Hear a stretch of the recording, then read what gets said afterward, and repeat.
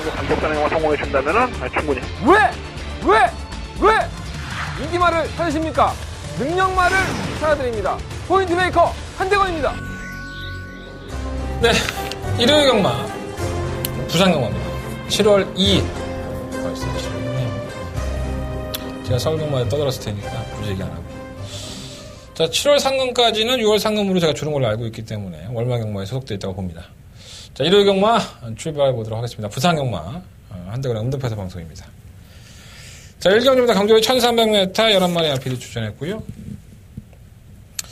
일단 뭐 액면상으로 눈길을 끄는 마필 몇 마리가 있죠. 뭐 이번 럭키노바, 3번 라이징 더비. 자, 이 두 마필이 공통적인 것은 승급전이라는 게 공통적이죠. 럭키노바도 사실 제가 그렇게 썩 좋게 보진 않았는데 지난번에 또 오더라고요.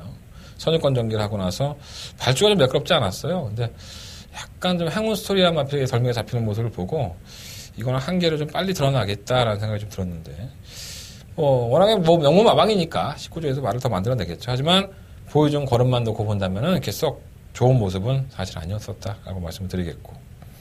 3번 라이징 더비도 마찬가지죠. 오르납다리 저름으로 출전 추도가 되기 전에 이 마필은 항상 좀 그런 게 있었어요. 경주로 입장할 때 입장 불량, 뭐 진입할 때 진입 불량. 그러니까 발주기 안에 들어가기 전에 아니면 그 전에라도 항상 좀 기복을 보였던 마필이기 때문에 과실할 수 있는 마필은 절대 아닙니다. 상위에 올라와서 1300m를 경험했다는 부분은 플러스 요인이긴 한데 뭔가 좀 찝찝한 부분이 있다? 이런 느낌이 좀 들고요.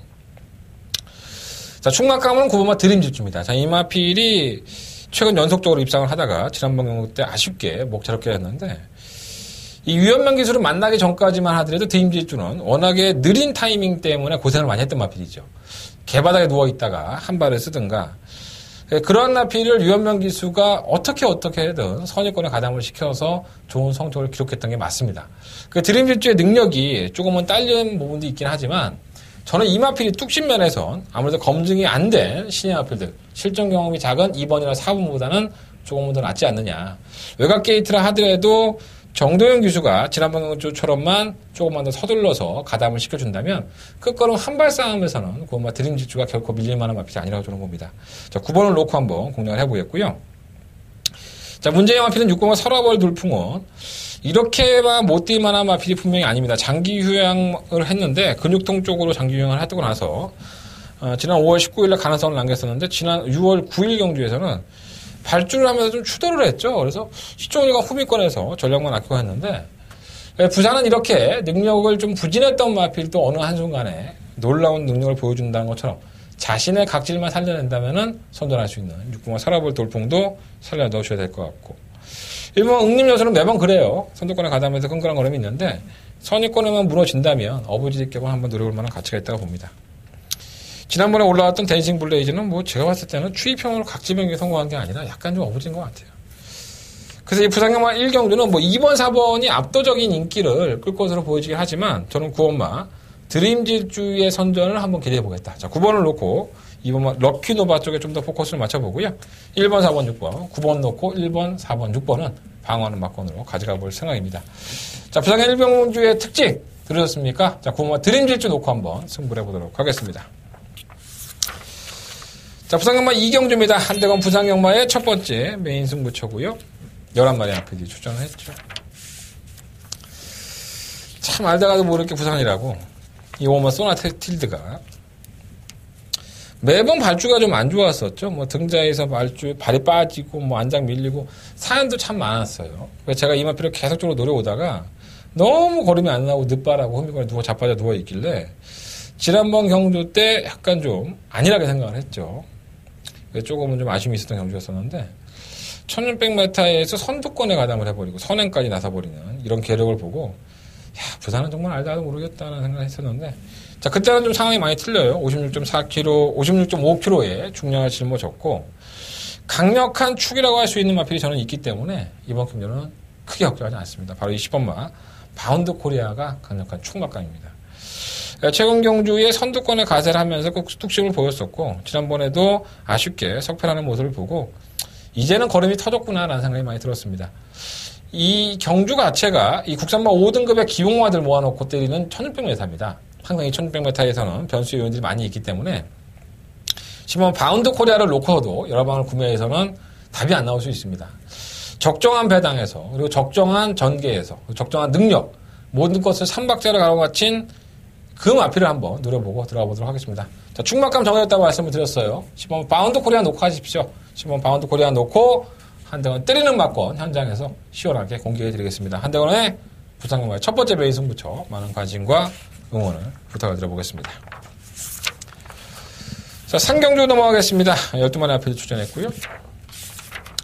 아직 가장 관심을 받는 마필이 바로 이 9번마 캡틴 블레이드와 정말 트리엄 마초가 아닐까 보여집니다. 경주거리 1300. 지난번에 1000m와 1200m에 섭렵한 고마 캡틴 블레이드가 야 이거 꽤 뛰겠는데 이러한 평가를 받기도 하고 있습니다. 자, 지난 6월 9일 경주에는 따라갔고요. 따라가는 경기에서 직선급 걸음도 나쁘지 않았었고 마이너스 3kg의 감량 혜택.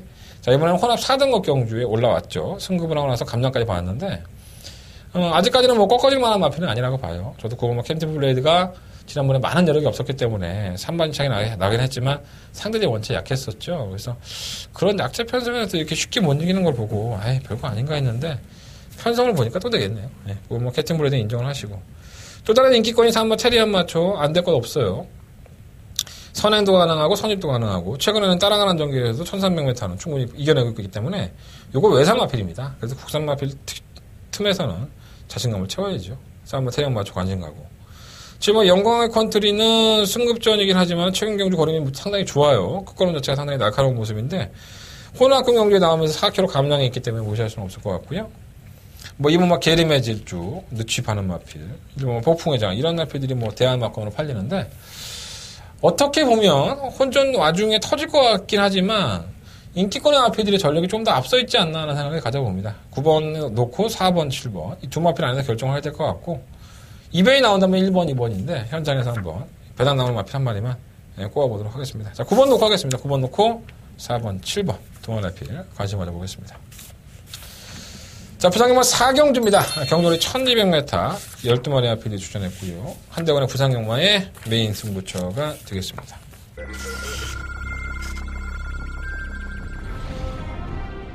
경주거리 1600m로 펼쳐지는 레츠런파크 부산경남 8경주 8경주입니다. 일본과 첫플레어는 데뷔한 이후에 계속적으로 좀 아쉬움이 남는 마필입니다. 마필이 기본적으로 뭐 안 되는 마필은 아니고요. 뚝심이 있는 마필이기 때문에 충분히 해볼만하다 저는 봅니다. 상마 3정호 게임 국내산 마필로고 포인마죠. 이제 포인마가 단독 선행을 나가서 찬스 맞는데 거리를 너무 늘렸어요. 그래서 그 부분이 좀 단점이긴 한데 이걸 주동선에 가볍다는 점을 봤을 때는 상마 3정호 게임 무리가 좋겠습니다.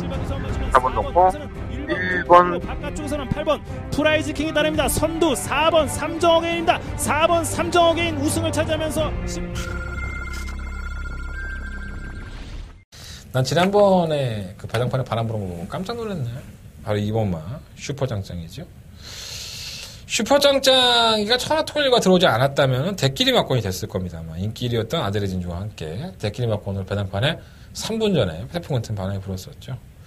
슈퍼짱짱이는 사실 데뷔에 타서 당시에 외곽 게이트에서 선행을 나갈 정도로 순발력에서 두각을 나타냈었고요. 그 경주 이후에 계속적으로 따라가는 전개를 의도적으로 하면서 걸음이 믿음을 안 줬죠. 계속 덜미가 잡히는 모습을 보였던 마필인데 야 어떻게 저런 마필이 배당판에 바람이 불까 이런 생각이 들었었는데 여지없이 버텨내더라고요. 이런 게 아마 정보 소스가 아닐까 생각이 듭니다. 뭐 한대가는 그런 건 없기 때문에 뭐 맞춰드리지 못했지만 좀 아쉬움이 좀 많이 남는 경주가 아니었습니다. 저는 이번 경주 역시 이번 슈퍼짱짱이를 놓고서 승부에 들어가 볼 생각은 없습니다. 아마 배당판에서는 상당한 인기를 끌겠지만 한대관이 노리고 있는 마필은 절대적으로 지난번 경주와 같이 타선은 올 수 없다. 이 마필의 각질을 모르고 기수가 멍청하게 탄 것이다. 이 마필의 각질만 제대로 살린다면 여기서는 충분히 대가리급이다라고 자신하는 마필이 한 마리가 있습니다. 자, 그 마필을 놓고 한대관 승부를 해볼 생각이고요.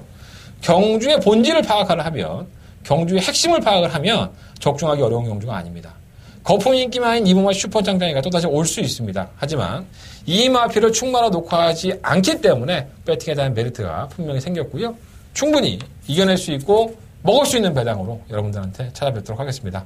자, 한대건의 부상영마의 메인 승부처예요. 4경주. 이 한 경주만큼은 한대건과 함께 해주십시오. 한대건 반드시 적중으로 여러분들에게 기쁨을 안겨드릴 수 있도록 준비해 보겠습니다. 자, 부상경마 5경주입니다. 1800m의 9마리 앞필들. 뭐, 어느 정도 우열이 드러났죠. 체크해 놓으시면 될 것 같습니다. 2번, 5번, 6번 이 세 마리 안에서 일단 답을 찾아야 될 것 같아요. 일단 충막감은 6번과 디바인킹. 선행, 추입 뭐 다 유리하죠. 지난번에 1800m도 솔직히 이 디바인킹이 지난번 1800m에서 개는방을 하지 않았다면 충분히 우승까지도 가능하지 않았었을까 하는 생각을 가져봅니다.